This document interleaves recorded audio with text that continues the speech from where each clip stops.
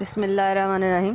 ایک دن ایک وکیل اپنے گھر کے غسل خانے میں نہاتے ہوئے اپنی گھڑی بھول گیا اور عدالت میں اسی طرح چلا گیا۔ اس کے ایک دوست نے جب وقت پوچھا تو وہ کہنے لگا کہ گھڑی تو میں آج اپنے غسل خانے میں بھول آیا ہوں۔ اتفاق سے وہاں کسی ٹھگ نے یہ بات سن لی اور اس وکیل کا گھر پوچھتے پوچھتے اس کے مکان تک پہنچ گیا اور راستے سے ایک مرغا بھی خرید کر لیتا گیا۔ اس نے وکیل کے دروازے پر پہنچ کر آواز دی۔ اندر سے ایک بڑھیا آئی اور پوچھنے لگی، کیا بات ہے؟ ٹھگ بولا، مجھے وکیل صاحب نے مرغا دے کر بھیجا ہے اور کہا ہے کہ میری گھڑی غسل خانے میں رہ گئی ہے، وہ بھیج دو۔ انہوں نے جب غسل خانے میں دیکھا تو گھڑی مل گئی، چنانچہ بڑھیا نے مرغا لے کر گھڑی اسے واپس دے دی اور وہ بھاگ نکلا۔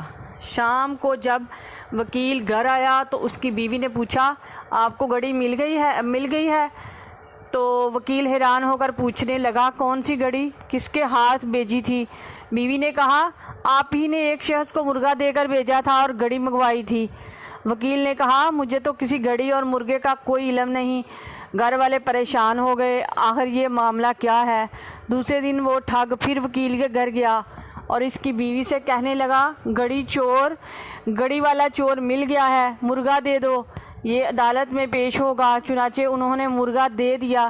شام کو جب وکیل گھر آیا تو بیوی نے پوچھا، گھڑی مل گئی تھی؟ تو وکیل نے کہا، نہیں۔ بیوی بولی، آپ ہی نے تو مرغا منگوایا تھا کہ گھڑی مل گئی ہے۔ وکیل سٹ پٹا گیا، لیکن اب وہ کیا کر سکتا تھا۔